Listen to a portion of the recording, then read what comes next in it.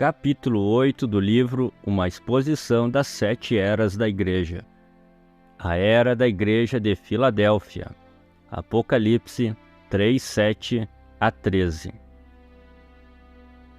E ao anjo da igreja que está em Filadélfia escreve: Isto diz o que é santo, o que é verdadeiro, o que tem a chave de Davi, o que abre e ninguém fecha, e fecha e ninguém abre. Eu sei as tuas obras. Eis que diante de ti pus uma porta aberta, e ninguém a pode fechar. Tendo pouca força, guardaste a minha palavra, e não negaste o meu nome. Eis que eu farei aos da sinagoga de Satanás, aos que se dizem judeus e não são, mas mentem. Eis que eu farei que venham e adorem prostrados a teus pés, e saiba que eu te amo. Como guardaste a palavra da minha paciência, também eu te guardarei da hora da tentação que há de vir sobre todo o mundo, para tentar os que habitam na terra. Eis que venho sem demora. Guarda o que tens, para que ninguém tome a tua coroa. A quem vencer, eu farei coluna no templo do meu Deus, e dele nunca sairá. E escreverei sobre ele o nome do meu Deus, e o nome da cidade do meu Deus, a nova Jerusalém, que desce do céu, do meu Deus, e também o meu novo nome. Quem tem ouvidos, ouça o que o Espírito diz às igrejas. Filadélfia. Filadélfia ficava a 75 milhas ao sudeste de Sardes. Era a segunda maior cidade da Lídia. Foi edificada sobre diversas colinas num famoso distrito vitinícola. Suas moedas traziam a cabeça de Baco e a figura de uma bacante, sacerdotisa de Baco. A população da cidade incluía judeus, cristãos de origem judaica e convertidos do paganismo. A cidade sofria frequentes terremotos, no entanto, sua duração foi a mais longa das 7 cidades do Apocalipse. De fato, a cidade ainda existe sob o nome turco de Alaseir, ou Cidade de Deus. A cunhagem das moedas sugere que a deidade da cidade fosse Baco. Ora, Baco é o mesmo que Ninos ou Nimrod. Ele é o lamentado, embora a maioria pense nele em termos de orgia e embriaguez. Que esclarecimento isto traz às nossas mentes! Aqui está uma moeda com o Deus num lado e a sacerdotisa ou profetisa no outro. Atire ao ar uma moeda. Importa a maneira como ela cai? Não, senhor, ainda assim é a mesma moeda. Essa é a religião romana de Jesus e Maria. Porém, não estamos pensando somente em Roma. Não, não há somente a grande prostituta. Certamente que não, porque ela, através de suas fornicações, tornou-se mãe. Suas filhas agora são moedas da mesma cunhagem. Ali num lado da moeda eles redigiram uma adoração a Jesus, e no outro lado eles têm sua sacerdotisa ou profetisa também.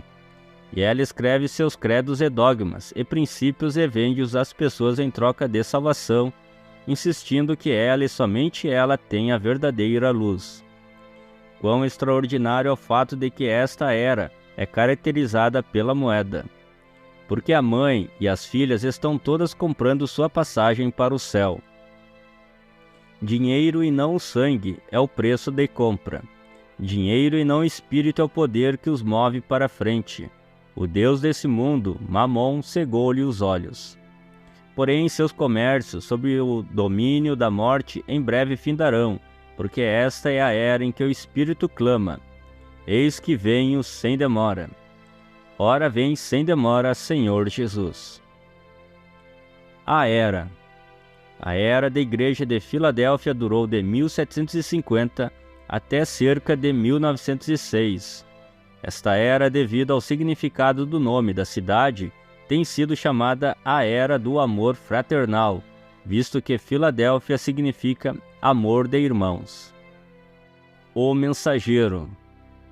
O mensageiro desta era foi sem dúvida John Wesley. John Wesley nasceu em Epworth ao 17 de junho de 1703 e foi um dos 19 filhos nascidos de Samuel e Susanna Wesley. Seu pai foi capelão na Igreja da Inglaterra, porém é mais do que provável que a conversão religiosa da mente de John foi mais baseada na vida exemplar de sua mãe do que na teologia de seu pai. John foi um brilhante erudito. Foi enquanto ele estava em Oxford que ele e Carlos tornaram-se parte de um grupo que era espiritualmente exercitado em adorar, com base em viver experimentalmente a verdade em lugar de fazer da doutrina o seu padrão. Eles redigiram um guia espiritual de obras, tais como dar aos pobres, visitar aos enfermos e os presos. Por isto eles foram chamados de metodistas e de outros títulos irrisórios. Ora, John estava suficientemente imbuído por sua visão da necessidade de religião para os povos do mundo, que ele foi para a América, Geórgia, como um missionário entre os índios. A caminho de lá ele descobriu que muitos dos passageiros do navio eram morávios. Ele ficou profundamente impressionado por sua mansidão, paz e coragem em todas as circunstâncias. Seus esforços na Geórgia, apesar das abnegações e trabalho árduo, foram um fracasso. Ele voltou à Inglaterra clamando: "Eu fui para a América converter os índios, mas, quem me converterá?" De volta a Londres, ele novamente encontrou os morávios. Foi Pedro Boeller que lhe mostrou o caminho da salvação. Ele verdadeiramente nasceu de novo para a consternação e evidente irritação de seu irmão Carlos, que não podia entender como um homem tão espiritual como John pudesse dizer que anteriormente não estava certo com Deus. Foi, entretanto, não muito depois disso que Carlos também foi salvo pela graça. Wesley então começou a pregar o Evangelho naqueles púlpitos em Londres, aos quais ele tinha acesso anteriormente, mas logo eles o expulsaram. Foi nesta ocasião que seu velho amigo George Whitefield lhe foi útil, pois convidou John a vir ajudá-lo a pregar nos campos onde milhares estavam dando ouvidos à palavra. Inicialmente, Wesley duvidou que devesse pregar ao ar livre em lugar de um edifício. Porém, quando viu as multidões e viu a operação do Evangelho no poder do Espírito, ele voltou-se de todo o coração a tal pregação. A obra logo assumiu tais proporções que ele começou a mandar numerosos leigos para pregar a palavra. Isto parecia um paralelo aos Pentecostes, onde o Espírito levantou homens com poder para pregar e ensinar a palavra quase que da noite para o dia. Houve violenta oposição ao seu trabalho, porém Deus estava com ele. A operação do Espírito era poderosamente manifestada e frequentemente um grande espírito de convicção se apoderava das pessoas, tirando as suas forças, e elas caíam no chão chorando com grande angústia pelos seus pecados. Wesley era um homem extraordinariamente forte. Ele conta a respeito de si mesmo que não se lembrava de ter sentido desânimo nem sequer por um quarto de hora desde que nascera. Ele não dormia mais do que 6 horas por dia. Levantava-se a tempo de começar a pregar às 5 praticamente a cada dia do seu ministério. Pregava até 4 vezes num único dia, de modo que, em um ano, ele fazia em média mais de 800 sermões.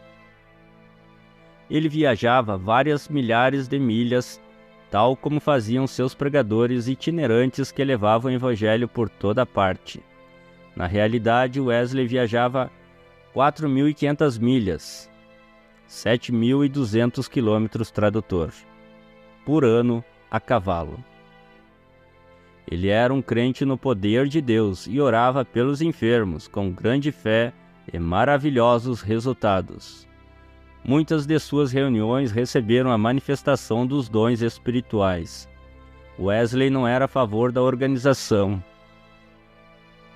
Seus associados, sim, tinham uma sociedade unida, que era uma companhia de homens, tendo aparência de piedade e buscando a eficácia dela, unidos a fim de orarem juntos, para receber a palavra de exortação e para cuidar um dos outros em amor, de forma a poderem ajudar uns aos outros a operar sua salvação. O único requisito dos que entravam era que deviam ser dos que tinham desejo de fugir da ira futura e ser salvos de seus pecados.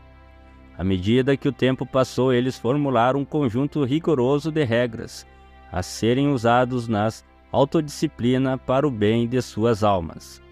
Wesley reconheceu que após a sua morte, o movimento poderia ser organizado e o Espírito de Deus deixá-los de uma forma morta.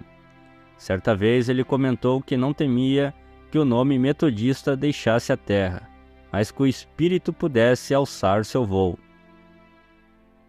Durante sua vida, ele poderia ter adquirido vasta riqueza, mas não o fez. Seu dito favorito sobre o assunto de dinheiro era: consiga tudo o que puder, poupe tudo o que puder e dê tudo o que puder. Quão estranho seria para Wesley voltar e ver a denominação que leva o nome de metodista hoje. Eles são ricos, imensamente ricos, porém está faltando a vida e o poder de John Wesley. Também deve ser mencionado que Wesley nunca desejou edificar uma obra sobre uma base denominacional ou sectária. Embora fosse um armeniano, em suas crenças, ele não queria separar-se dos irmãos por motivo de doutrina. Ele foi um bom candidato para Tiago. Ele baseou sua vida eterna em fé e obras, ou seja, o viver a vida em vez de simplesmente aceitar um credo ou uma declaração doutrinária. John Wesley morreu com a idade de 88 anos, tendo servido a Deus como poucos homens se atreveriam até mesmo pensar que pudessem. A saudação. Apocalipse 3:7. E ao anjo da igreja que está em Filadélfia escreve: Isto diz o que é santo, o que é verdadeiro, o que tem a chave de Davi, o que abre e ninguém fecha, e fecha e ninguém abre. Oh, quão belas são estas palavras! Quão majestoso é até mesmo o som delas! Quão emocionante pensar que todos estes atributos podem ser aplicados a uma única pessoa. Quem ousaria dizer tais coisas a respeito de si mesmo senão Jesus Cristo, o Senhor da glória? Eu creio que a chave para interpretar exatamente o que cada uma destas frases maravilhosamente descritas significa e encontra-se no versículo 9. Eis que eu farei aos da sinagoga de Satanás, aos que se dizem judeus e não são, mas mentem. Eis que eu farei que venham e adorem prostrados a teus pés, e saibam que eu te amo. Eu digo que este versículo é a chave, porque trata com os judeus, que sempre chamaram-se de filhos de Deus, com a exclusão de todos os demais. Eles crucificaram e mataram o Senhor Jesus Cristo. Sua obra terrível trouxe seu próprio sangue sobre suas próprias cabeças por séculos. Tudo porque rejeitaram Jesus como seu Messias, o qual realmente ele era. Para eles, ele não era aquele que vinha, ou o filho de Davi. Para eles, ele era Belzebu, ou alguém injusto digno somente de destruição. Mas não, ele realmente era Emanuel, Deus manifestado em carne. Ele realmente é o Messias. Com certeza ele era exatamente o que ele agora descreve ser. Lá está ele, o mesmo Jesus.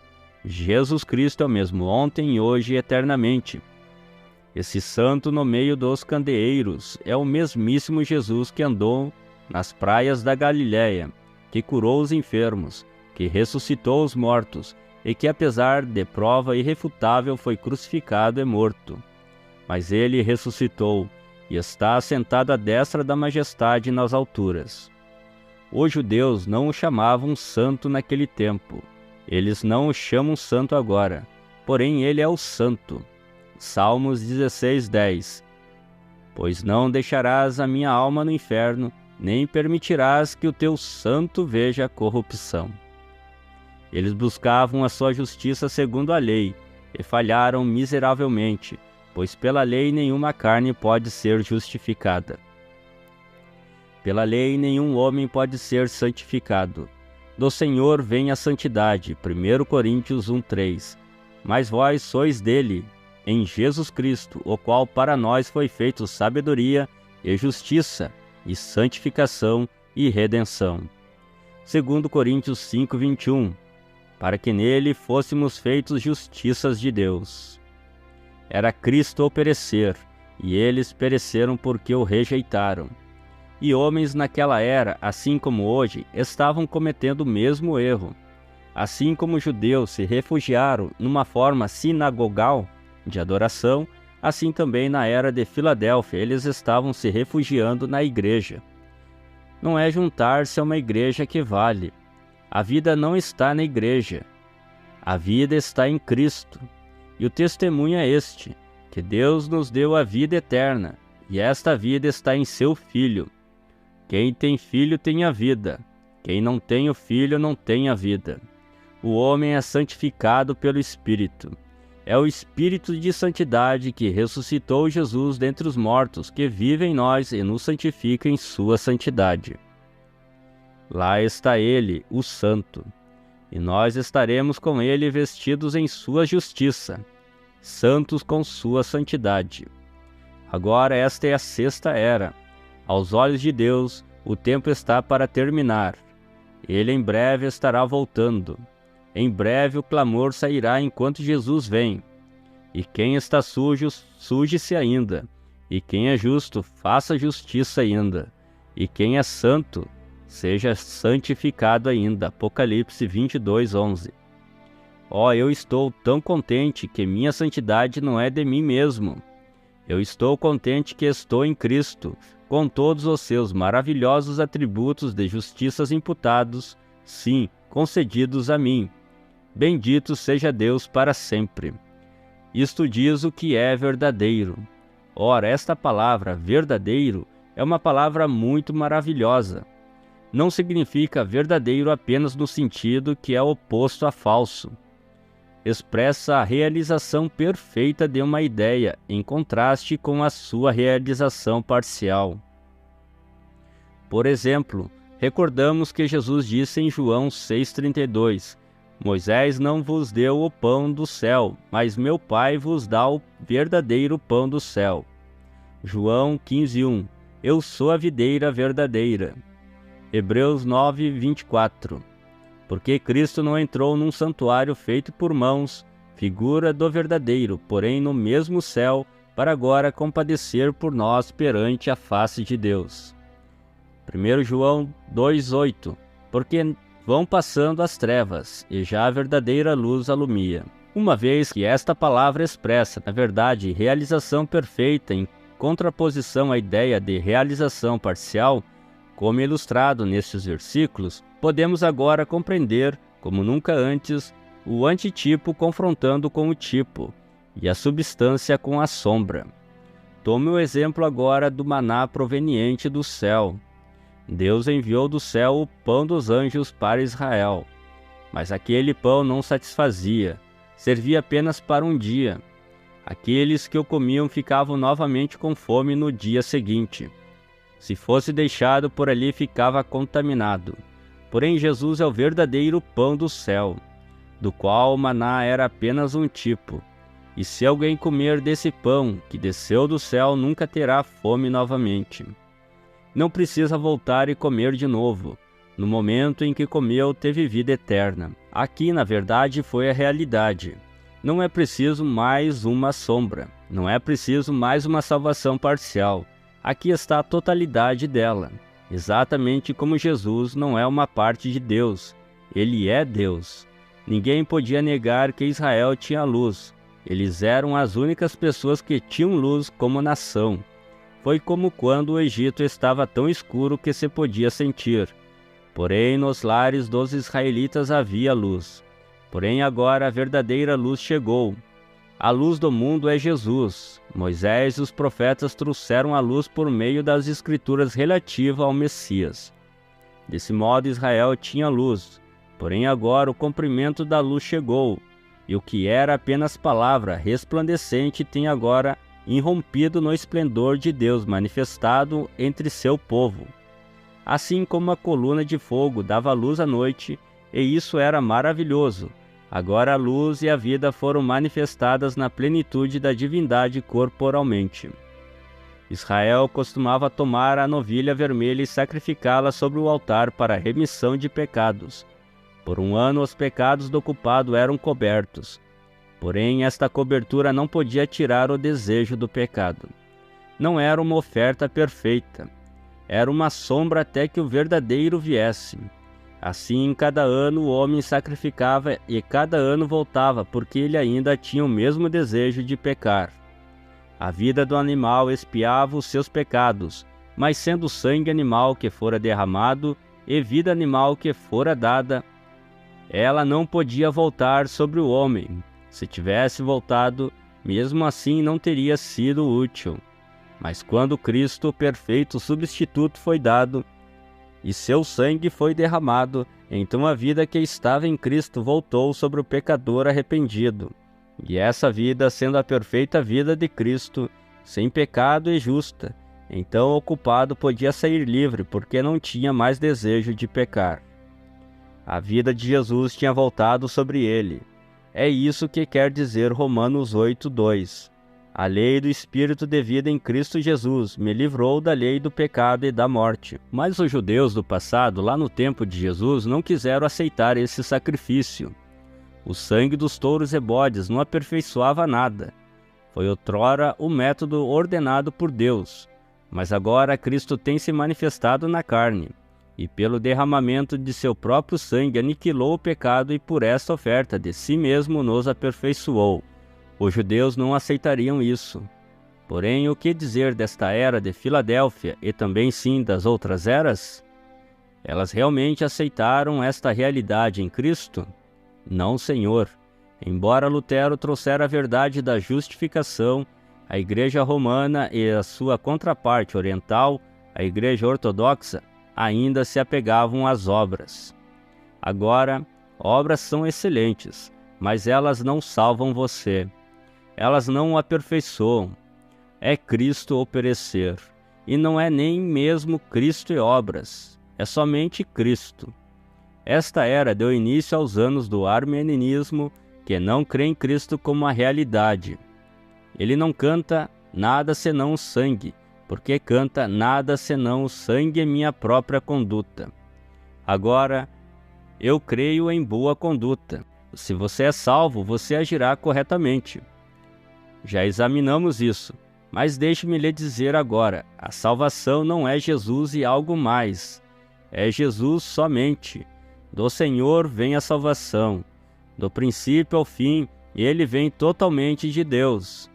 Que sua vida esteja em mim, que seja seu sangue que me limpe, que seja seu espírito que me preencha, que seja a sua palavra no meu coração e minha boca, que sejam suas pisaduras que me sarem, que seja Jesus e somente Jesus, não pelas obras de justiça que eu tenha feito.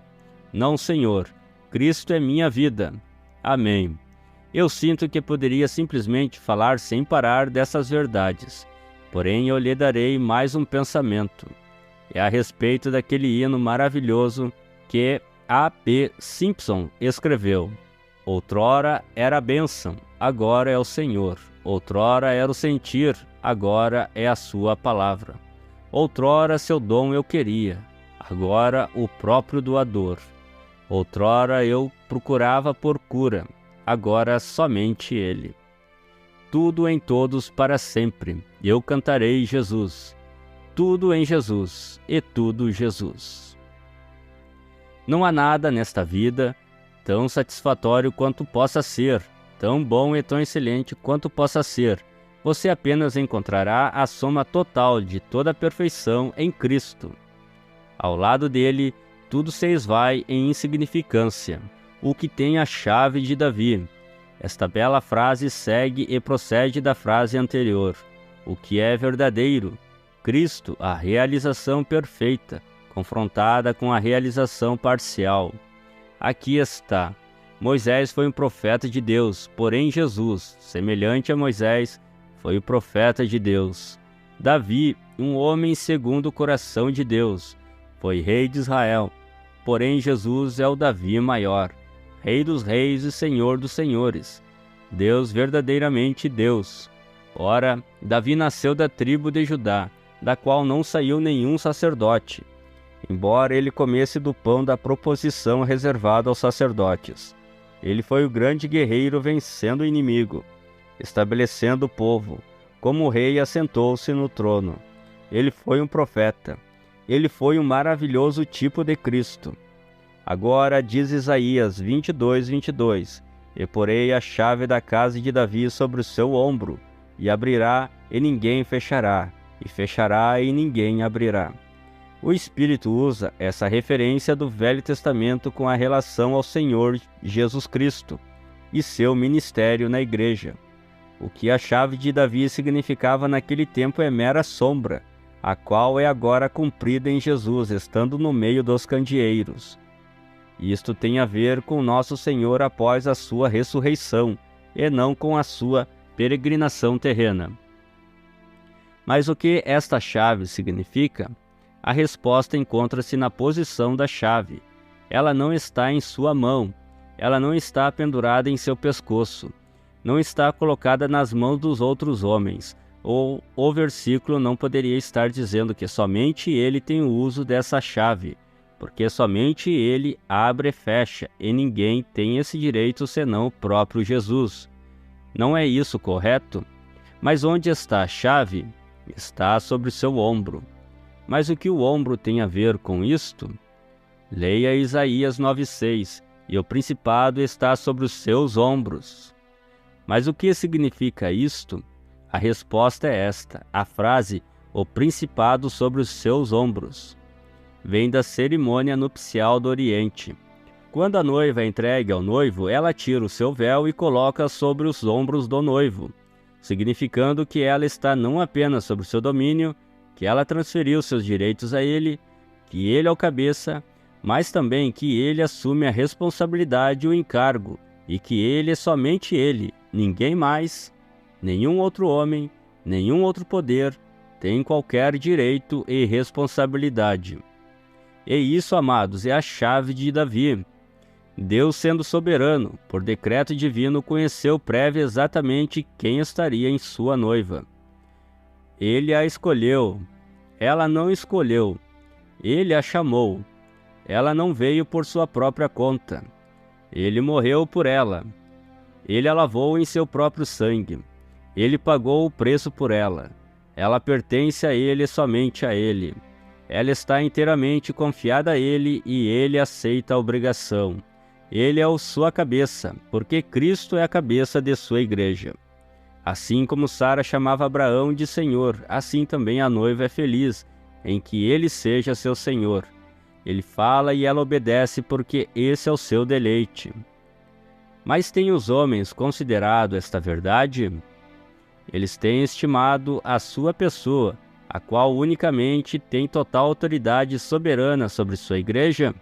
Eu digo, não, porque em cada era a igreja tem sido governada pela hierarquia, um sacerdócio, uma sucessão apostólica, fechando a porta da misericórdia e da graça a quem quer, e em lugar de assumir o amor e a responsabilidade da igreja, e tem tornado presa e a destruído com gana mercenária. O clero vivia em suntuosidade, enquanto a pobre igreja se alimentava das cascas do abuso. E nenhuma era agiu diferente. Cada uma vinculou-se à organização e pôs o governo sobre homens, e confiou a igreja a este governo. Que as pessoas ousassem se levantar, e eram brutalmente suprimidas ou expulsas. Cada denominação tem o mesmo espírito. Cada denominação jura que tem a chave do governo da igreja. Cada denominação alega que ela abre a porta. Porém, isso não é verdade. É Jesus, e Jesus somente. Ele estabelece os membros no corpo. Ele dota-os com os seus ministérios. Ele coloca os dons à disposição dela. Ele cuida dela e a dirige. Ela é sua propriedade exclusiva e ele não tem nenhuma outra a não ser ela. Que grande contraste com a realidade é esta era da igreja na qual vivemos. E em breve um dia estes homens, que agora mesmo professam falar pela igreja, estarão se levantando no movimento ecumênico para colocar um anticristo vivo na cabeça de sua organização, a qual depõe o Senhor.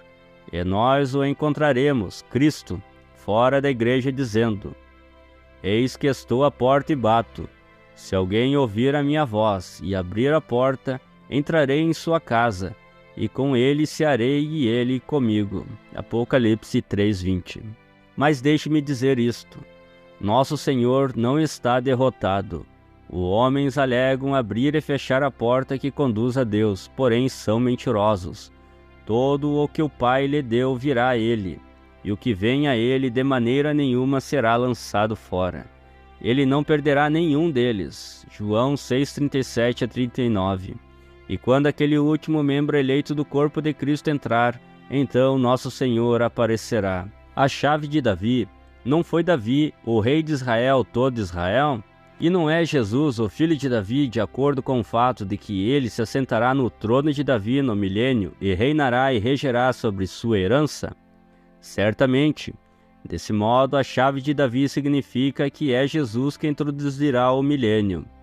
Aquele que tem as chaves da morte e do inferno ressuscitará os seus para que eles possam compartilhar seu reino de justiça sobre a terra. Quão maravilhoso que nosso Senhor tenha todas as respostas. Na verdade, nele são cumpridas todas as promessas de Deus. Na verdade, por estarmos nele, somos herdeiros do que ele comprou para nós. Sim, ali está ele, o Senhor da glória. Outrora, como Pai, ele estava rodeado pelos anjos, arcanjos, querubins e serafins e todo o exército do céu, clamando: Santo, Santo, Santo, é o Senhor Deus dos exércitos. Tal era a sua santidade que ninguém podia aproximar-se dele. Porém, agora o vemos na igreja, compartilhando sua própria santidade conosco, até que nele nos tornamos a própria justiça de Deus. Sim, e ali está ele, Jesus, o perfeito em tudo, o lírio dos vales, a resplandecente estrela da manhã, o mais formoso dentre os milhares, o Alfa e o Ômega, a raiz e a geração de Davi, o Pai, Filho e Espírito Santo, o tudo em todos. Isaías 9:6. Porque o menino nos nasceu, um filho se nos deu, e o principado está sobre os seus ombros, e o seu nome será Maravilhoso, Conselheiro, Deus Forte, Pai da Eternidade, Príncipe da Paz. Nele está o perfeito cumprimento. Embora outrora não o estimássemos, agora o amamos com gozo inefável e glorioso. Ele se acha no meio da igreja, e nós cantaremos o seu louvor, porque ele, o poderoso conquistador, é cabeça sobre a igreja que é a sua noiva. Ele comprou essa noiva, ele a possui, ela é sua e somente sua, e ele cuida dela. Ele é nosso rei, e nós somos o seu reino, sua possessão eterna. Agora você recordará que no princípio do versículo 7 eu disse que no versículo 9 nos ajudaria a compreendê-lo. Espero que você tenha visto o que eu quis dizer. Jesus apresentou-se como o que é santo, verdadeiro, ou a única realidade. O que tem a chave de Davi, o que abriria e fechava. E isso é exatamente verdade. Essas frases o descrevem perfeitamente. Mas os judeus, de seu dia, o rejeitaram e tudo o que ele era. Eles rejeitaram o seu Salvador e tudo o que ele significava para eles. E o cristão nominal agora tem feito o mesmo. Eles têm feito exatamente o que os judeus fizeram. Os judeus o crucificaram e depois viraram-se contra o verdadeiro crente. O cristão nominal o tem crucificado de novo e virado-se contra a verdadeira igreja para destruí-la. Porém Deus é verdadeiro, e aquele que está acima de tudo retornará ainda. E quando o fizer, ele mostrará quem é o único potentado. E assim como ele revela-se ao mundo, e todo mundo dobra-se aos seus pés, naquele tempo todo mundo se dobrará aos pés dos santos, demonstrando que eles estavam certos em sua posição firme com ele. Bendito seja Deus para sempre. A era da porta aberta. Apocalipse 3:8. Eu sei as tuas obras, eis que diante de ti pus uma porta aberta, e ninguém a pode fechar, tendo pouca força. Guardaste a minha palavra, e não negaste o meu nome. A primeira frase desse versículo, eu sei as tuas obras, é analisada no restante do versículo, pois suas obras tinham a ver com a porta aberta, a pouca força, e a palavra e o nome. a fim de compreender a riqueza do significado envolvido em "Eis que diante de ti pus uma porta aberta e ninguém a pode fechar". Devemos agora recordar o que foi dito acerca de cada era, estendendo-se para dentro de outra era. Há uma sobreposição, uma fusão ou um desvanecimento de uma com introdução gradual da outra, em vez de uma final e um começo bem definido. Esta era em particular flui para dentro da era seguinte. E não somente esta era transborda para dentro da última era, mas a última era é em muitos aspectos simplesmente uma continuação da sexta era. A sétima era, uma era muito curta, reúne em si mesma para uma obra rápida todo o mal de cada era e, todavia, toda a realidade do Pentecostes. Uma vez que a era de Filadélfia tenha quase terminado o seu curso, a era de Laodiceia entra rapidamente, trazendo tanto o joio quanto o trigo para a colheita. Atai primeiro o joio para o queimar, mas o trigo ajuntai-o no meu celeiro. Mateus 13:30.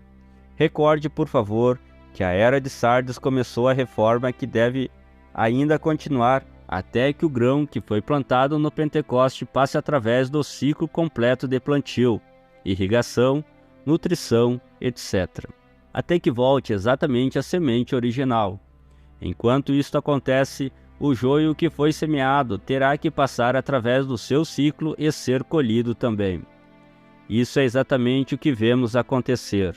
Se você tão somente puder pensar nas estações, obterá um bom quadro disto.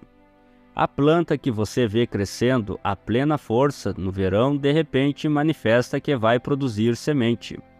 Não se pode dizer exatamente quando o verão se tornou outono. O primeiro simplesmente foi se desvanecendo enquanto o segundo surgia gradualmente. É assim que são as eras, especialmente estas últimas duas. É para esta era que Jesus diz: "Venho sem demora". Versículo 11. Isto torna a última era uma era muito curta. Laodiceia é a era da obra rápida, é abreviada. Agora insistiremos especialmente a respeito da porta aberta que ninguém pode fechar. Em primeiro lugar, quero falar sobre a porta aberta, significando o tremendo esforço missionário daquela era. Paulo chamou um novo empenho missionário para o Senhor de uma porta aberta. 2 Coríntios 2:12. Ora, quando cheguei a Troas para pregar o Evangelho de Cristo, e abrindo-se uma porta no Senhor. Portanto, podemos ver, por comparação das Escrituras, que esta porta aberta significa a mais extensa difusão do Evangelho que o mundo já viu. Eu quero que você veja algo aqui. Deus opera em séries de 3, não opera? Foi na terceira era, ou era de Pérgamo, que a igreja casou-se com o Estado. As obras dos Nicolaítas tinham se tornado a doutrina dos Nicolaítas. Aquela era foi a porta aberta para a falsa vinha. Uma vez apoiada pelo poder do Estado, tornou-se realmente um sistema mundial, embora levasse o nome de cristão. Desta forma, espalhou-se rapidamente. Mas agora, 3 eras mais tarde, após uma longa e árdua luta de fé, aqui vem a porta aberta para a verdade. A palavra do Senhor agora tem seu dia. Evidentemente, a quinta era proveu a base para este poderoso movimento, visto que aquela era nos deu a exploração, a colonização, a impressão de livros, etc. Teria sido maravilhoso se esta porta aberta tivesse seguido o padrão divino do Pentecostes que foi descrito em Hebreus 2:1-4. Portanto, convém-nos atentar com mais diligência para as coisas que já temos ouvido, para que em tempo algum nos desviemos delas. Porque, se a palavra falada pelos anjos permaneceu firme, e toda transgressão e desobediência recebeu a justa retribuição, como escaparemos nós, se não atentarmos para uma tão grande salvação, a qual, começando a ser anunciada pelo Senhor, foi-nos depois confirmada pelos que a ouviram, testificando também Deus com eles, por sinais e milagres, e várias maravilhas e dons do Espírito Santo, distribuído por sua vontade? Agora você sabe que este é o padrão, porque o próprio Jesus assim disse. Marcos 16, 15 a 20. E disse-lhes: Ide por todo o mundo, pregai o evangelho a toda criatura. Quem crer e for batizado será salvo, mas quem não crer será condenado. E estes sinais seguirão os que crerem. Em meu nome expulsarão os demônios, falarão em novas línguas, pegarão nas serpentes, e se beberem alguma coisa mortífera, não lhes fará dano algum, e porão as mãos sobre os enfermos e os curarão. Ora, o Senhor, depois de lhes ter falado, foi recebido no céu, e assentou-se à direita de Deus. E eles, tendo partido, pregaram por todas as partes, cooperando com eles o Senhor, e confirmando a palavra com sinais que se seguiram. Amém. Ele nunca lhes disse para irem por todo o mundo e fundarem colégios bíblicos, tampouco lhes disse para distribuírem literatura. Agora essas coisas são boas, porém o que Jesus lhe disse para fazer foi para pregarem o Evangelho, permanecerem com a palavra, e então os sinais seguiriam. A primeira introdução que temos da maneira que o reino de Deus devia ser pregado foi quando ele enviou os 12. Em Mateus 10, 1, 8. Ele os comissionou e instruiu do seguinte modo: e chamando os seus 12 discípulos, deu-lhes poder sobre os espíritos imundos, para os expulsarem e para curarem toda enfermidade e todo mal. Ora, os nomes dos 12 apóstolos são estes: o primeiro, Simão, chamado Pedro, e André seu irmão, Tiago, filho de Zebedeu, e João seu irmão, Filipe e Bartolomeu, Tomé e Mateus, o publicano, Tiago, filho de Alfeu, e Lebeu, apelidado Tadeu, Simão, cananita, e Judas Iscariotes, aquele que o traiu.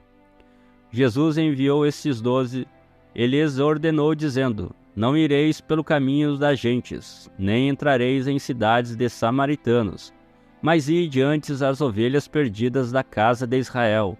E indo pregai, dizendo: É chegado o reino dos céus. Curai os enfermos, limpai os leprosos, ressuscitai os mortos, expulsai os demônios, de graça recebestes, de graças dai. Este ministério que ele lhes deu foi realmente o compartilhar do seu próprio ministério com eles, porque diz em Mateus 9, 35 a 38. E percorria Jesus todas as cidades e aldeias, ensinando nas sinagogas deles, e pregando o evangelho do reino, e curando todas as enfermidades e moléstias entre o povo. E vendo a multidão, teve grande compaixão deles, porque andavam desgarrados e errantes, como ovelhas que não têm pastor. Então disse aos seus discípulos: A seara é realmente grande, mas poucos os ceifeiros. Rogai, pois, ao Senhor da seara que mande ceifeiros para a sua seara. Muitas pessoas têm ideia que apenas os apóstolos tiveram esse ministério dado a eles por nosso Senhor Jesus, e assim, quando morreram, o ministério acabou. Isso não é assim.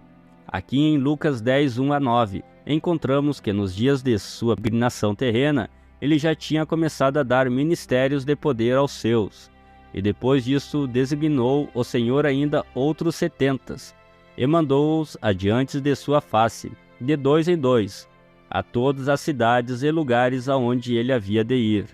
E dizia-lhes: Grande é, em verdade, a seara, mas os obreiros são poucos. Rogai, pois, ao Senhor da seara que envia obreiros para a sua seara.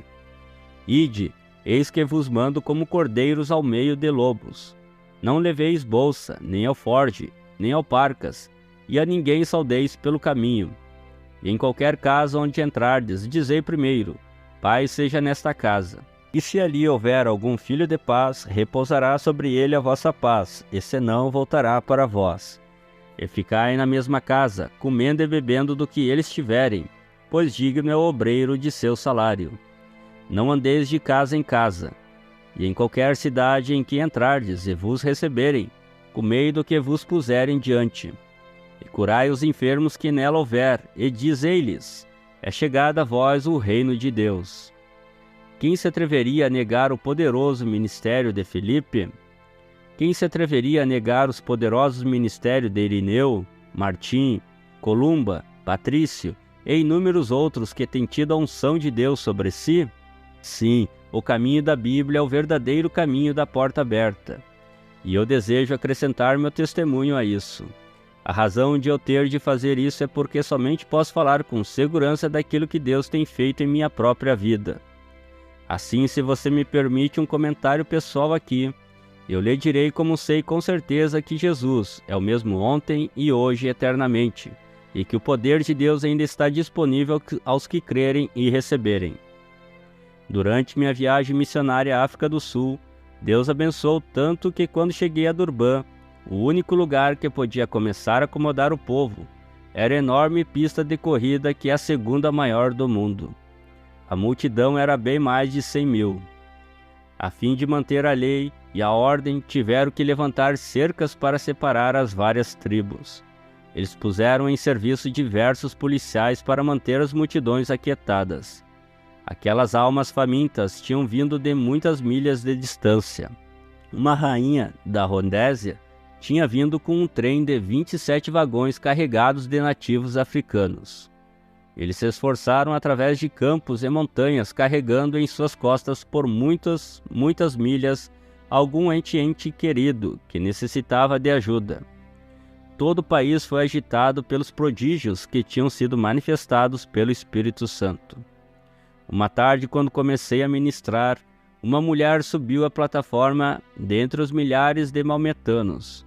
Enquanto ela estava de pé diante de mim, um missionário aos maometanos começou a suplicar baixinho ao Senhor: "Ó, tem compaixão dessa preciosa alma!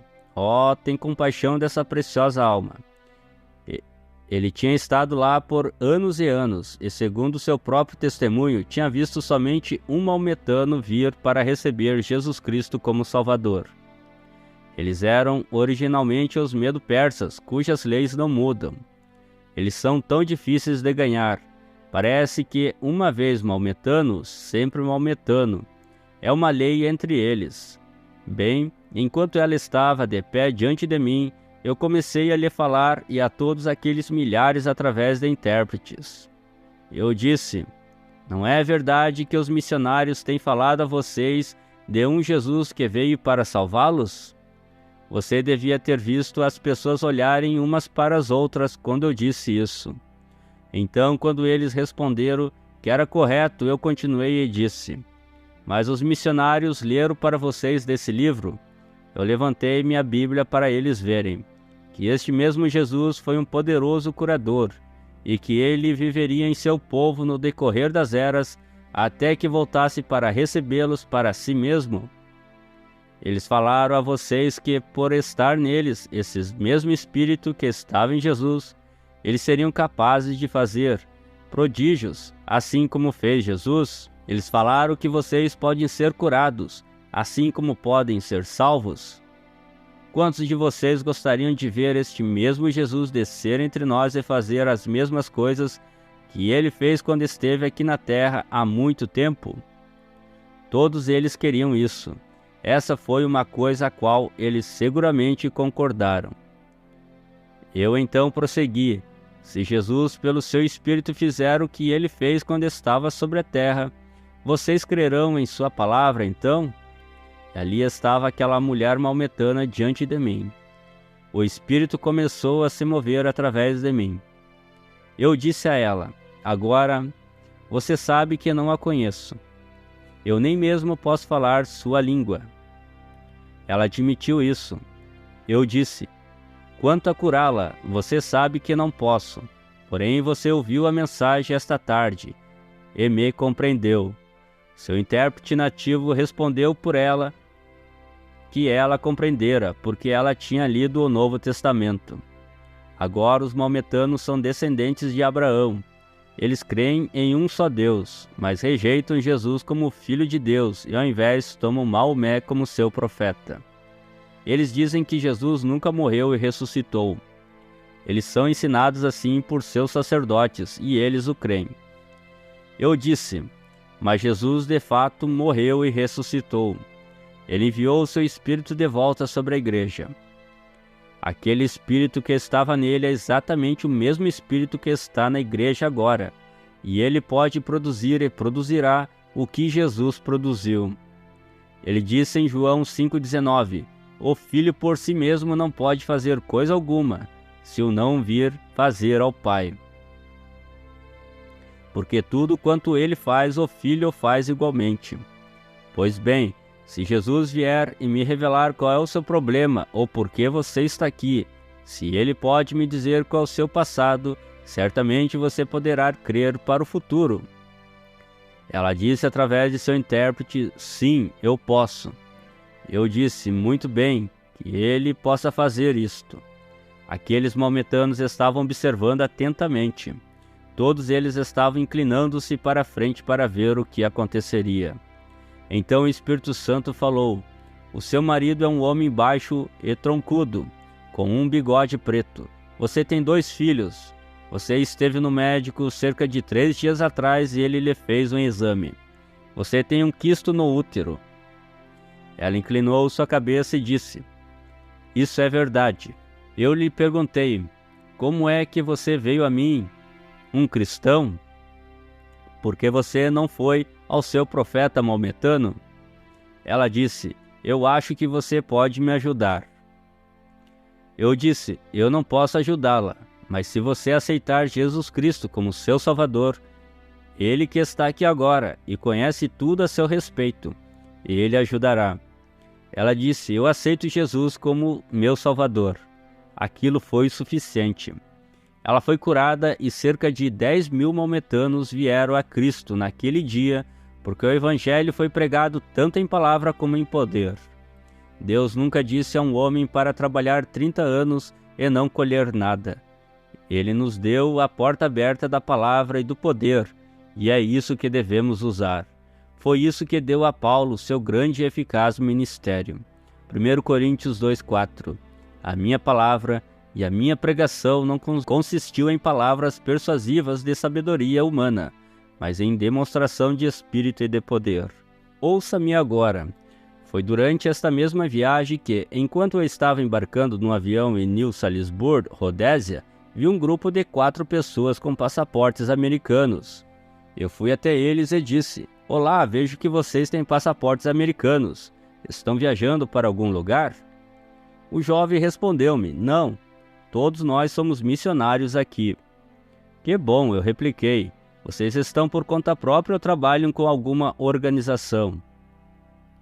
Somos metodistas. Viemos de Wilmore, Kentucky, disse ele.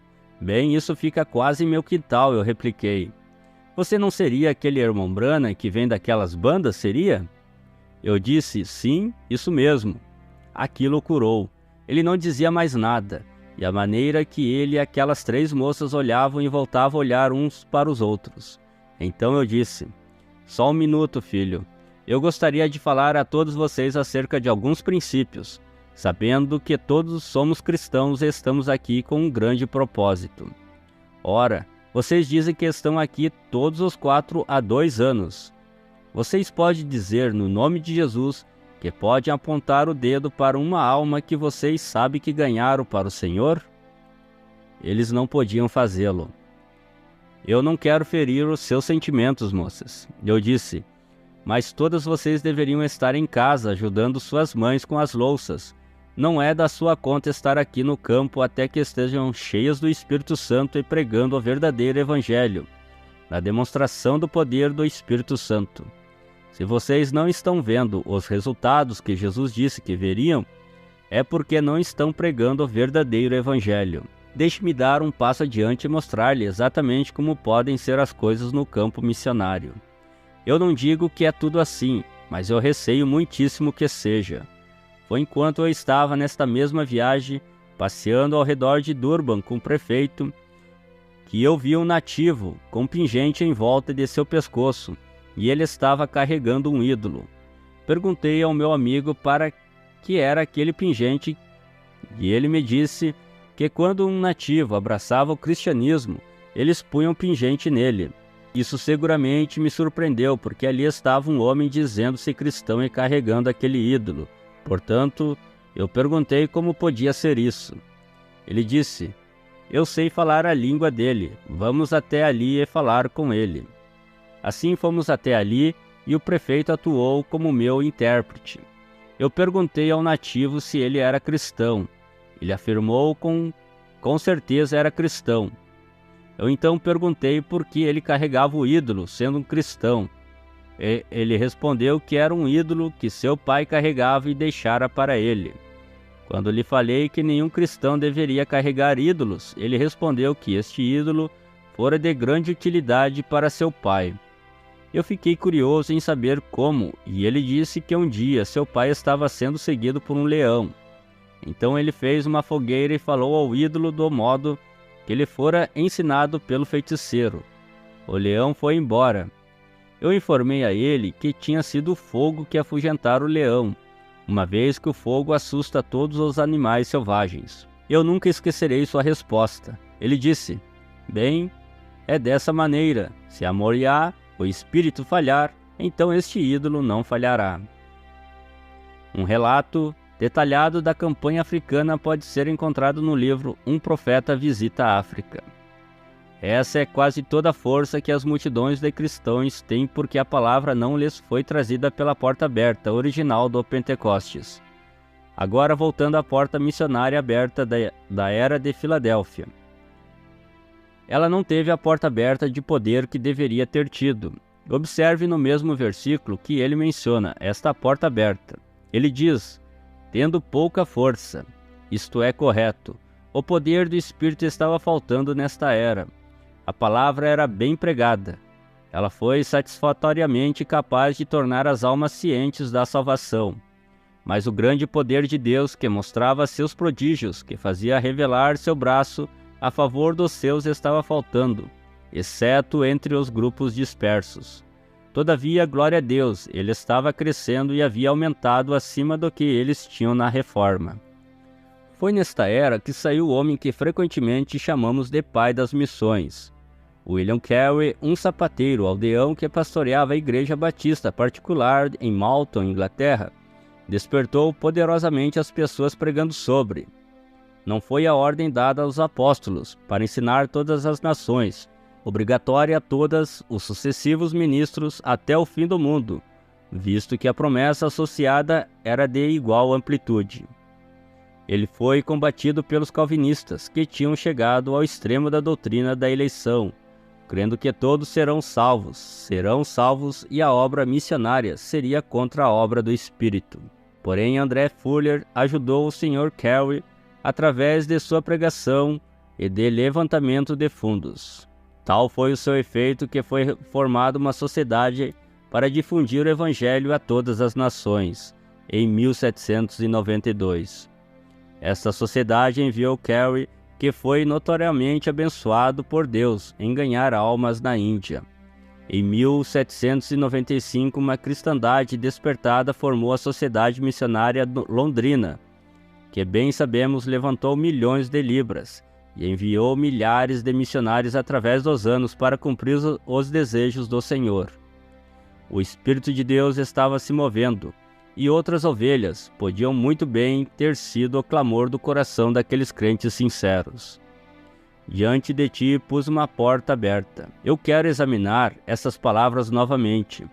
Esta vez, embora eu não vá dissociá-las das missões, vou lhe trazer um pensamento que se estende profundamente para dentro da última era. Como já afirmei, esta era funde-se com a última era. Foi nesta era que Jesus disse: venho sem demora, versículo 11. E relativo à última era, ele ia executar a sua palavra sobre a terra, completando-a e abreviando-a. Romanos 9:28. Observe como este versículo de Apocalipse 3:8 está redigido: porta aberta, pouca força, palavra, nome. Esta porta aberta tem a ver com todos os três. Agora, o que significa a porta? Em João 10:7 diz: tornou, pois, Jesus a dizer-lhes: em verdade vos digo que eu sou a porta das ovelhas. Isso é correto. O eu sou é a porta das ovelhas. Ora, isto não é apenas uma expressão curiosa. Isto é realmente assim. Note em João 10, onde Jesus está dando esta parábola. Ele chama a si mesmo de pastor. Depois ele chama de si mesmo de porta. E é isso que o pastor é para as ovelhas. Ele é realmente a sua porta. Quando estive no Oriente, ouvi que de noite o pastor ajuntava todas as suas ovelhas. Ele as punha no aprisco, Então ele as contava. Quando estava seguro de que todas estavam dentro, ele se deitava na entrada do aprisco e se tornava literalmente a porta do aprisco. Ninguém podia sair ou entrar sem passar por ele. Ele era a porta. No dia seguinte, enquanto passeava de jipe com um amigo, eu observei que um pastor começava a conduzir seu rebanho para a cidade. Imediatamente, todo o tráfego parou para que as ovelhas pudessem passar. Ora, as cidades lá no Oriente não são como aqui. Nós mantemos todas as nossas mercadorias dentro, porém lá é como uma grande feira de agricultores, com todos os produtos sobre o calçamento, para que os que passam vejam e comprem. Eu pensei, que coisa, é aqui que vai começar o tumulto. Espere até que aquelas ovelhas vejam toda aquela comida ali fora. Porém, quando o pastor foi avante, aquelas ovelhas apenas o seguiram, exatamente em cada passo. Elas olhavam para todas aquelas mercadorias, mas nenhuma ovelha tocava em nada. Se eu apenas pudesse falar a língua deles, eu mesmo teria parado o tráfico e lhes pregado um sermão sobre o que eu acabara de ver.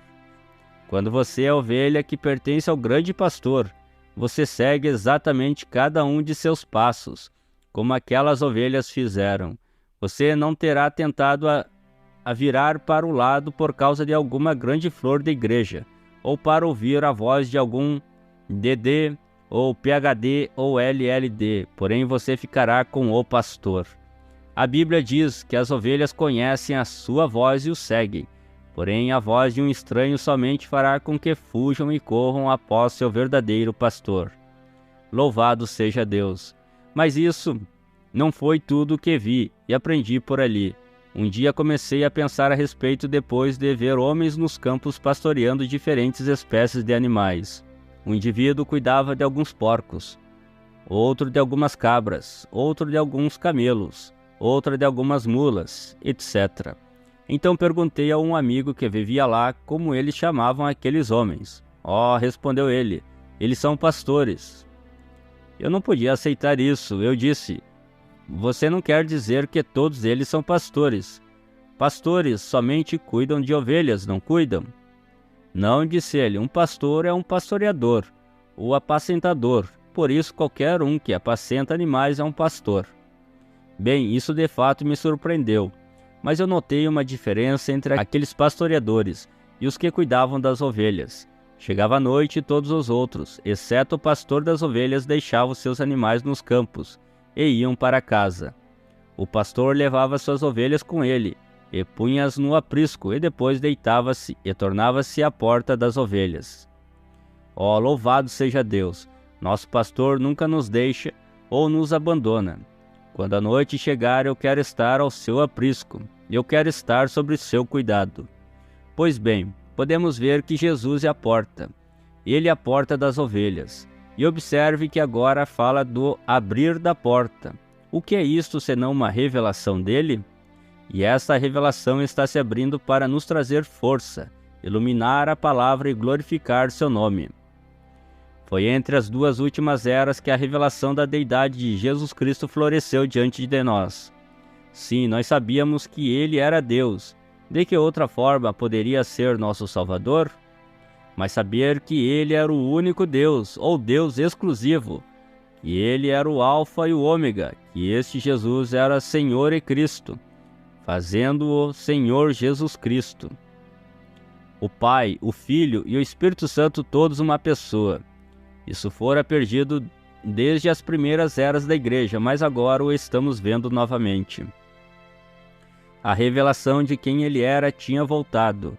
Na verdade, a divindade não é um Deus constituído de três pessoas como uma só personalidade, porque é preciso uma personalidade para constituir uma pessoa. Se há uma só personalidade, há apenas uma só pessoa. Porém, os que creem em três pessoas têm uma divindade constituída de três deuses e são culpados de quebrar o primeiro mandamento. Mas a revelação da divindade está de volta. Agora a verdadeira igreja pode novamente incorporar força. Após todo esse tempo, ela finalmente sabe quem é o seu Senhor. Uma vez mais estamos batizando no nome do Senhor Jesus, exatamente como fizeram no Pentecostes. Deixe-me contar-lhe um sonho dado por Deus que tive a respeito do batismo trino. Não foi uma visão, mas um sonho. Você sabe, eu estou certo que uma das bênçãos das eras da igreja foi receber sonhos pelo Espírito Santo, do mesmo modo que você pode receber visões. Era por volta das 3 horas numa madrugada de sábado. Eu acabara de me levantar para dar a José um gole de água. Quando me deitei, adormeci instantaneamente e tive este sonho. Vi um homem que eu supunha que fosse meu pai. Ele era um homem zarrão, corpulento. Também vi uma mulher que presumia-se ser minha mãe, mas não se parecia com ela, assim como o homem não se parecia com meu pai. Este homem era muito malvado para com sua esposa. Ele tinha um grande porrete com 3 quinas nele. Você sabe, quando você toma uma tora e a põe de pé sobre a extremidade e a golpeia com um machado, isto produz uma acha de linha com 3 quinas em forma triangular. Era assim. Ele tomava este porrete e batia nela com ele, e a derrubava ao chão. Enquanto ela ficava ali chorando, ele andava ao derredor com seu peito estufado, e em sua face havia um olhar tão arrogante e jactancioso que ele parecia ter grande orgulho e satisfação em surrar a coitada da pequena mulher. Toda vez que ela tentava se levantar, ele lhe batia. Eu não gostava do que ele estava fazendo, porém, quando considerei pará-lo, eu pensei, eu não posso atracar-me com este homem. Ele é grande demais. Além disso, presume-se que ele seja meu pai. Mas lá dentro eu sabia que ele não era meu pai. E sabia que ninguém tinha o direito de tratar assim uma mulher. Eu fui até lá e o agarrei pelo colarinho e eu virei e disse: "Você não tem nenhum direito de bater nela." E quando eu disse isso, meus músculos cresceram, e eu parecia um gigante.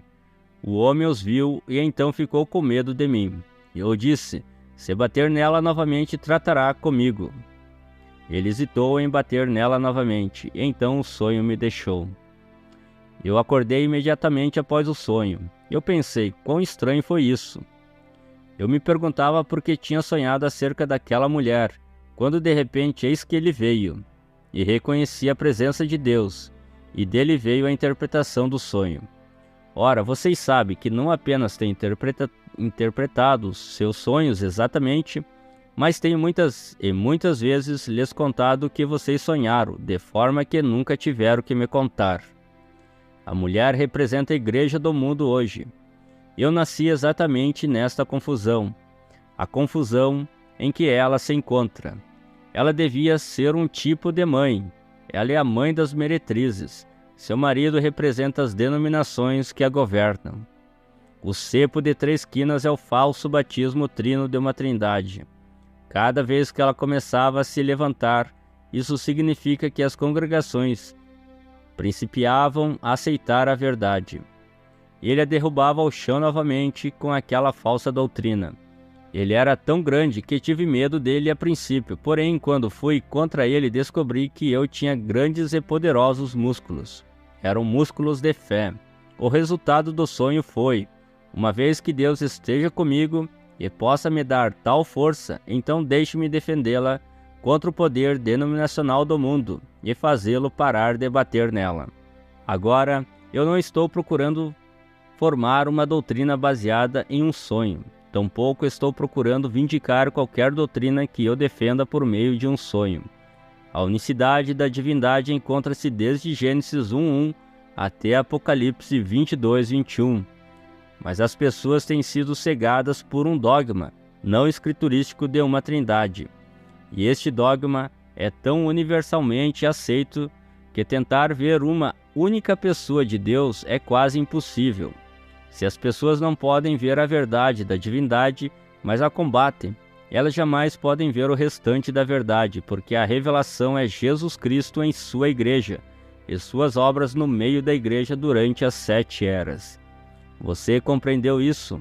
Agora estou seguro que você entendeu. Tendo pouca força, guardaste a minha palavra, e não negaste o meu nome. Ora, nós já mencionamos como a força estava retornando. Ela estava. O poder da Inquisição tinha descrescido. As pessoas tinham deixado suas pátrias, exigiam liberdade de adoração. O jugo da hierarquia estava sendo quebrado. Os governos estavam achando prudente não defender um segmento em detrimento de outro. De fato, pessoas bem-intencionadas, mas pobremente lideradas, estavam querendo guerrear para defender seus direitos religiosos. Talvez a maior demonstração de poder da religião nesta era foi o fato que, embora a França caísse em revolução, o grande avivamento wesleyano manteve a revolução longe da Grã-Bretanha e salvou-a para ser um instrumento na mão de Deus por muitos gloriosos anos. A pregação da palavra nunca foi mais intensa. Enquanto Satanás levantava suas hordas de livres pensadores, enquanto os originadores do comunismo se levantavam, enquanto teólogos liberais espalhavam seus artigos imundos, Deus levantava poderosos guerreiros da fé. E as maiores obras da literatura, ensinamento e pregação cristãs vieram desta era. Jamais seus pregadores e mestres têm sido igualados e jamais o serão. Os Spurgeons, Parkers, Maclarens, os Edwards, Bunyans, Millers, Brainards, Burners, Bishops, todos vieram desta era. Eles pregaram, ensinaram e escreveram a palavra. Eles glorificaram seu nome. O julgamento do falso judeu. Apocalipse 3:9. Eis que eu farei aos da sinagoga de Satanás, aos que se dizem judeus e não são, mas mentem.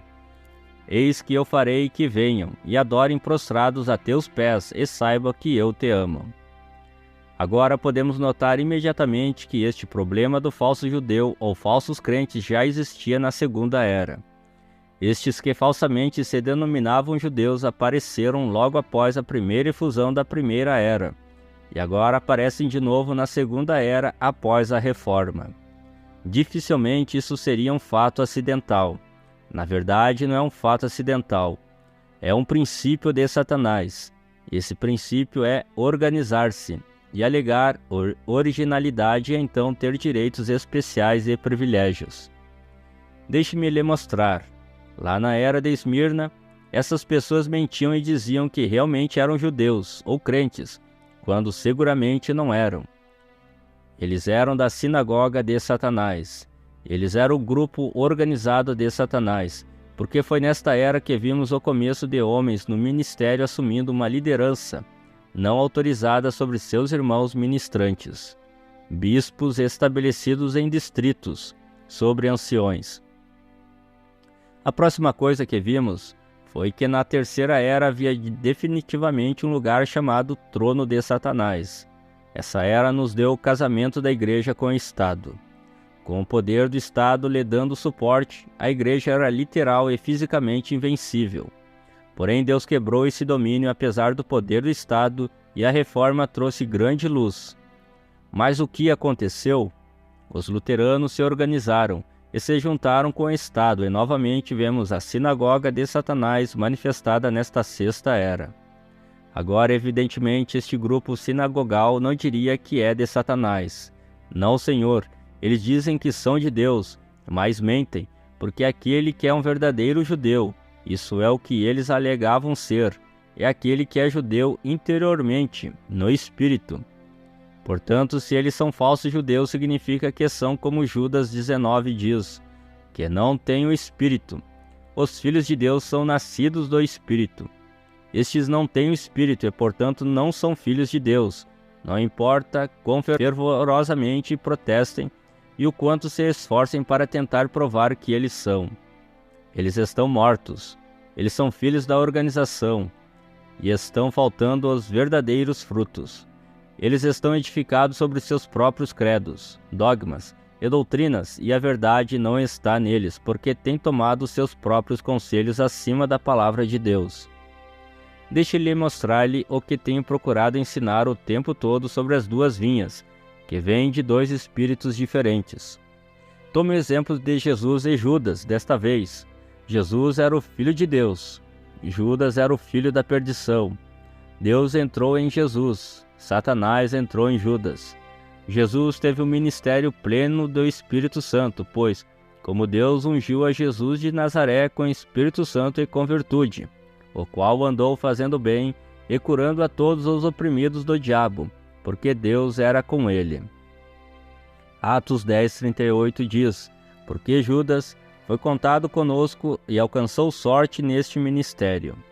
Atos 1:17, Mateus 10:1.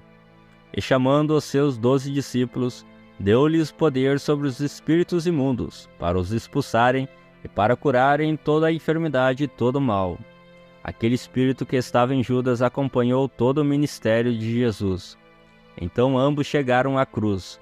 Jesus foi dependurado sobre a cruz, dando de bom grado sua vida pelos pecadores, e encomendou seu espírito a Deus. Seu espírito foi para Deus, e depois foi derramado na igreja do Pentecostes. Porém Judas enforcou-se, e seu espírito voltou para Satanás. Mas após o Pentecostes, aquele mesmo espírito que estava em Judas voltou para a falsa vinha que cresce bem juntamente com a verdadeira vinha. Mas note, o espírito de Judas nunca chegou ao Pentecostes. Ele nunca seguiu até receber o Espírito Santo. Ele não podia. Mas o que esse espírito de Judas buscava? Ele buscava a bolsa de ouro. Como ele amava o dinheiro. Ele ainda ama o dinheiro. Se ele anda por aí no nome de Jesus fazendo prodígios e conduzindo grandes reuniões, ainda assim dá mais importância ao dinheiro e às construções e à instrução e a tudo mais que tem um conceito material. Observe bem esse espírito que está neles e não seja enganado.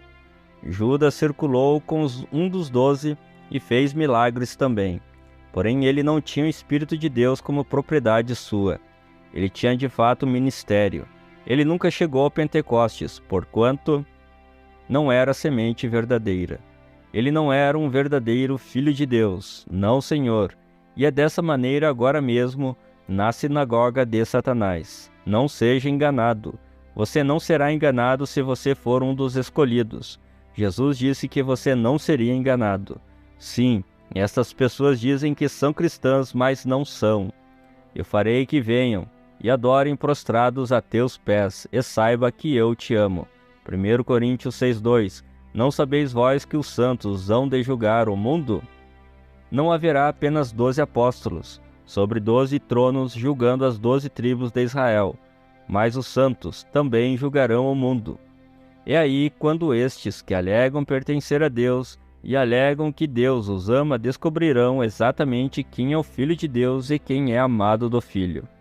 Sim, esse dia está vindo quando isto será manifesto. Estes que estão agora governando o mundo, até certo ponto, e que durante a última era edificarão uma imagem à besta, através da qual realmente governarão o mundo, um dia serão humilhados, quando Jesus vier com os seus santos para julgar o mundo em justiça. É exatamente isso que vimos em Mateus 25, quando todos os que perderem a primeira ressurreição estarão diante do juiz e da sua noiva. O elogio e a promessa. Apocalipse 3:10. Como guardaste a palavra da minha paciência, também eu te guardarei da hora da tentação que há de vir sobre todo o mundo, para tentar os que habitam na terra. O que ele quer dizer com a palavra de sua paciência? Hebreus 6:13-15. Porque quando Deus fez a promessa a Abraão, como não tinha outro maior por quem jurasse, jurou por si mesmo, dizendo: certamente abençoando te abençoarei, e multiplicando te multiplicarei. E assim, esperando com paciência, alcançou a promessa. Veja, o Espírito está falando acerca da palavra de Deus que nos é dada. Esperar pelo cumprimento dessa palavra requeriria paciência, assim como requereu no caso de Abraão. Ele ficou firme, como vendo o invisível. Ele foi paciente, e então a palavra finalmente se cumpriu. É assim que Deus ensina paciência a seu povo.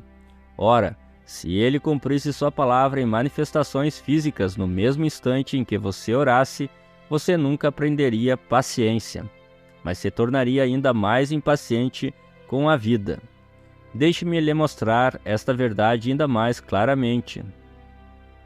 Hebreus 11:17. Pela fé, ofereceu Abraão a Isaque, quando foi provado, sim, aquele que recebera as promessas, a palavra de Deus, ofereceu o seu unigênito. Aí está. Abraão foi provado depois que recebeu a palavra da promessa. A maioria pensa que, tão logo oramos em nome de Jesus sobre as boas promessas de Deus, não poderia haver uma prova. Porém, aqui diz que Abraão foi provado, depois que recebeu a promessa. Isso é exatamente correto de acordo com o salmista referindo-se a José, 105:19. Até o tempo em que chegou a sua palavra, a palavra do Senhor o provou. Deus nos dá grandíssimas e preciosas promessas. Ele prometeu cumpri-las, e Ele o fará. Porém, desde o tempo que oramos até o tempo que obtemos a resposta, devemos aprender a receber paciência em nossas almas, porque somente na paciência possuímos vida. Que Deus nos ajude a aprender esta lição, assim como sabemos que o povo desta sexta era aprendeu paciência. Lemos a história das vidas desses grandes cristãos. Que contraste vemos entre as suas vidas e as nossas, porque eles eram tão pacientes e quietos, e hoje somos quase que vencidos pela superimpaciência e pressa. Ele continua dizendo-lhes: como tomaste minha palavra e a viveste, e assim se tornaste paciente, eu te guardarei da hora da tentação que há de vir sobre todo o mundo para tentar os que habitam na terra.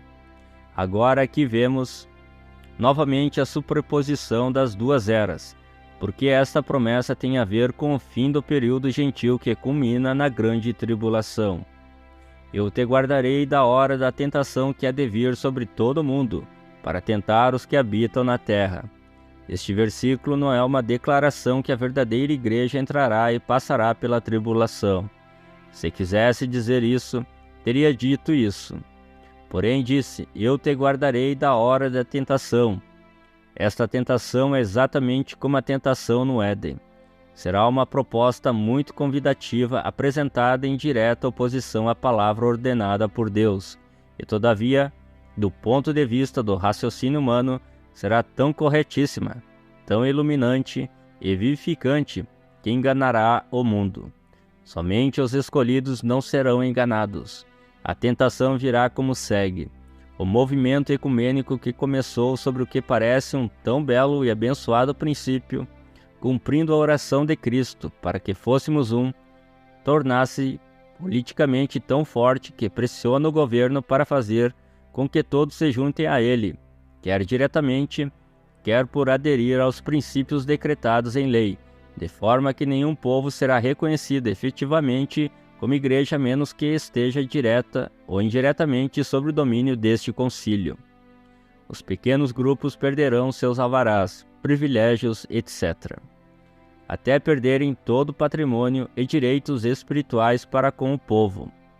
Por exemplo, agora mesmo em muitas, se não na maioria das cidades, a menos que a associação ministerial local aprove, não se pode alugar um edifício para cultos religiosos. Para tornar-se capelão nas forças armadas, nos hospitais, etc., é agora quase que obrigatório ser reconhecido como aceitável pelos grupos ecumênicos trinitários. À medida que esta pressão aumentar, e aumentará, será mais difícil resistir, porque resistir significa perder privilégio. E tantos serão tentados a acompanharem, porque sentirão que é melhor servir a Deus publicamente na estrutura desta organização do que não servir a Deus de nenhuma maneira publicamente. Mas eles erram. Crer na mentira do diabo é servir a Satanás, mesmo que você queira chamá-lo de Jeová. Mas os escolhidos não serão enganados. Além disso, os escolhidos não somente serão guardados, porém à medida que este movimento se torna a imagem erigida à besta, os santos terão ido no arrebatamento. E este pequeno movimento agradável e atraente que começou em companheirismo em Éfeso, se tornará o monstro de Satanás, que corrompe e engana todo o mundo. Porque o sistema eclesiástico dos católicos romanos e dos protestantes, ao se juntarem, controlarão toda a riqueza do sistema mundial e forçarão toda a terra para dentro de sua armadilha religiosa. Ou os matarão, por lhes recusar o direito de comprar ou vender, por meio do qual ganhavam a vida. Isto se cumprirá completamente, porque as filhas da prostituta estão quase que de volta a ela. Neste interim, Roma adquiriu quase que todos os suprimentos de ouro. Os judeus têm o bônus e todo o papel. Na hora certa, a prostituta destruirá o sistema monetário do presente dia, retirando de circulação todo o papel e exigindo ouro. Sem nenhum ouro, o sistema desmorona. Os judeus serão apanhados na armadilha e entrarão na aliança, e a igreja prostituta assumirá o comando do mundo inteiro. A promessa aos seus. Apocalipse 3, 11 a 12. Eis que venho sem demora. Guarda o que tens, para que ninguém tome a tua coroa. A quem vencer eu farei coluna no templo do meu Deus, e dele nunca sairá. Escreverei sobre ele o nome do meu Deus, e o nome da cidade do meu Deus, a nova Jerusalém, que desce do céu, do meu Deus, e também do meu novo nome. Não precisamos comentar sobre o pensamento de que ele vem sem demora. Sabemos que ele vem porque estamos no fim dos últimos dias, não estamos? Mas ele continua dizendo: guarda o que tens, para que ninguém tome a tua coroa. É em meio a um tempo de grande tribulação que Jesus vem, e com sua vinda há uma ressurreição. Muitos sairão do pó e se levantarão com os que estão vivos, esperando por seu retorno. E a estes serão dadas coroas. Por quê? Porque são filhos de Deus. Eles são reis com ele, estão reinando com ele. É isso que a coroa significa, reinando e governando com o próprio grande rei.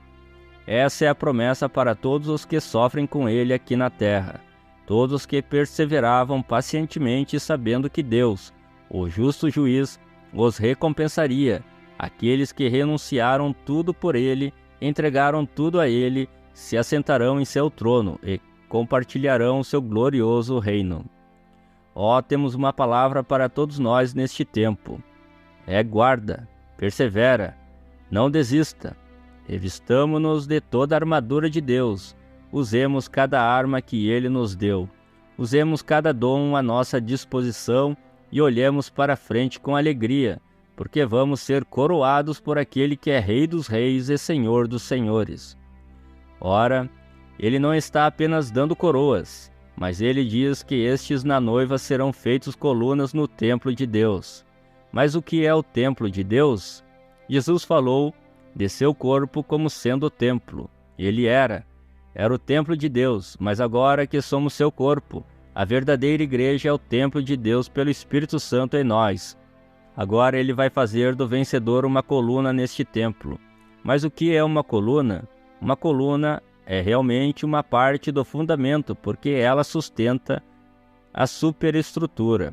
Graças a Deus que põe o vencedor junto com os apóstolos e profetas, porque diz em Efésios 2, 19 a 22, assim que já não sois estrangeiros, nem forasteiros, mas coincidadãos dos santos e da família de Deus, edificados sobre o fundamento dos apóstolos e dos profetas, de que Jesus Cristo é a principal pedra da esquina, no qual todo edifício, bem ajustado, cresce para templo santo no Senhor, no qual também vos juntamente sois edificados para a morada de Deus em Espírito. Sim, este versículo 22 diz que somos juntamente edificados com eles. Tudo passou pela porta, Jesus, e é parte deste corpo ou templo. Agora, quando Deus põe um homem no templo como uma coluna e o faz parte daquele grupo de fundamento, o que ele está fazendo? Ele lhe está dando a revelação da palavra de si mesmo, porque é isso exatamente o que os apóstolos e os profetas tiveram. Mateus 16, 17. Ali está ele nessa palavra, ali ele permanece, ninguém pode tirá-lo. Pense sobre essa palavra, vencer. João faz a pergunta: quem é que vence? E a resposta vem imediatamente: aquele que crê que Jesus é o Cristo.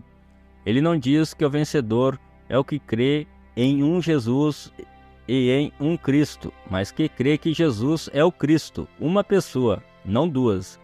Ele é aquele que é batizado em nome do Senhor Jesus Cristo. Deus está falando acerca da noiva aqui. Você quer ver um outro quadro dela? Está lá em Apocalipse 7, 4 a 17. E ouvi o número dos assinalados, e eram 144 mil assinalados. de todas as tribos dos filhos de Israel. Da tribo de Judá havia 12.000 assinalados. Da tribo de Ruben, 12.000 assinalados. Da tribo de Gade, 12.000. Da tribo de Azer, 12.000. Da tribo de Naphtali, 12.000. Da tribo de Manassés, 12.000. Da tribo de Simeão, 12.000. Da tribo de Levi, 12.000. Da tribo de Isacar, 12.000. Da tribo de Zebulon, 12.000. Da tribo de José, 12.000. Da tribo de Benjamim, 12.000. Depois dessas coisas olhei, e eis aqui uma multidão a qual ninguém podia contar, de todas as nações e tribos e povos, e línguas, e estavam diante do trono e perante o Cordeiro, trajando vestidos brancos, e com palmas nas suas mãos, e clamavam com grande voz, dizendo: Salvação ao nosso Deus que está sentado no trono, e ao Cordeiro. E todos os anjos estavam ao redor do trono, e dos anciões, e dos 4 animais, e prostraram-se diante do trono sobre seus rostos, e adoraram a Deus, dizendo: Amém, louvor e glória, e sabedoria, e ação de graças, e honra, e poder, e força ao nosso Deus para todo sempre. Amém. E um dos anciões me falou, dizendo: Estes que estão vestidos de vestidos brancos, quem são, e de onde vieram? E eu disse-lhe: Senhor, tu sabes. E ele disse-me: Estes são os que vieram de grande tribulação, e lavaram seus vestidos, e os branquearam no sangue do Cordeiro. Por isso estão diante do trono de Deus, e os servem de dia e de noite no seu templo. E aquele que está sentado sobre o trono os cobrirá com a sua sombra. Nunca mais terão fome, nunca mais terão sede, nem sol nem calma alguma cairá sobre eles. Porque o Cordeiro que está no meio do trono os apacentará, e lhes servirá de guia para as fontes das águas da vida, e Deus limpará de seus olhos toda lágrima. Jesus veio, ele selou os 144.000, ele tomou 12.000 de cada tribo. Mas há um outro grupo que não pertence a esses 144.000, que são vistos nos versículos 9 e 18. Quem são eles? Eles estão na noiva tomada dentre os gentios. Eles estão diante de seu trono de dia e de noite. Eles o servem no templo. Eles são o cuidado especial do Senhor. Eles são sua noiva. A noiva vai aonde quer que o noivo esteja. Ela nunca será deixada por ele. Ela nunca deixará a seu lado. Ela compartilhará o trono com ele. Ela será coroada com sua glória e honra. E escreverei sobre ele o nome do meu Deus e o nome da cidade do meu Deus. E qual é o nome de Deus? Bem, ele era Deus conosco, ou Emanuel, porém esse não foi o nome dado a ele. Chamarás o seu nome Jesus. Jesus disse: Eu vim em nome de meu Pai, e não me aceitastes. Portanto, o nome de Deus é Jesus, porque este é o nome em que ele veio. Ele é Senhor Jesus Cristo. E qual nome a mulher adota quando se casa com o homem? Ela adota o nome dele. Será o seu nome que é dado à noiva quando ele a toma para si. Apocalipse 21:4. E vi um novo céu e uma nova terra, porque já o primeiro céu e a primeira terra passaram, e o mar já não existe. E eu, João, vi a santa cidade, a nova Jerusalém, que de Deus descia do céu, adereçada como uma esposa ataviada para o seu marido. E eu vi uma grande voz do céu que dizia: Eis aqui o tabernáculo de Deus com os homens, pois com eles habitará, e eles serão o seu povo, e o mesmo Deus estará com eles e será o seu Deus. E Deus limpará de seus olhos toda lágrima, e não haverá mais pranto, nem clamor, nem dor, porque já as primeiras coisas são passadas. Quão maravilhoso! Todas as maravilhosas promessas de Deus cumpridas. Tudo estará terminado. A mudança terá sido completa. O Cordeiro e sua esposa estabelecidos para sempre em todas as perfeições de Deus. Descrever isto? Quem é capaz de fazê-lo? Ninguém. Pensar acerca disto? Sonhar acerca disto? Ler o que a palavra diz acerca disto? Sim, podemos fazer tudo isso. E ainda assim podemos apenas saber uma parte infinitesimal disto, até que se torne realidade na primeira ressurreição. Escreverei sobre ele meu novo nome. Meu novo nome. Quando tudo se tornar novo, então ele tomará sobre si um novo nome, e este nome será também o nome da noiva. Que nome é esse? Ninguém se atreve a conjecturar. Teria que ser uma revelação do Espírito dada tão conclusivamente que ninguém se atreveria a negá-la. Mas, sem dúvida, ele deixará esta revelação para o dia em que ele desejar divulgar este nome. É suficiente saber que será muito mais maravilhoso do que poderíamos chegar a imaginar. A admoestação final para a era. Apocalipse 3:13. Quem tem ouvidos ouça o que o Espírito diz às igrejas. Cada era termina com esta mesma advertência. É o constante apelo para que a igreja ouça a voz do Senhor. Nesta era, o apelo é ainda mais insistente do que nas eras anteriores, porque nesta era a vinda do Senhor verdadeiramente se aproxima. Talvez pudesse surgir a pergunta: se há outra era além desta, por que há urgência? A resposta está nisto. A última era será uma era curta, uma rápida obra de consumação. E não somente isto é assim, mas deve-se sempre lembrar que aos olhos de Deus, o tempo é tão passageiro. Sim, 1000 anos são apenas um dia.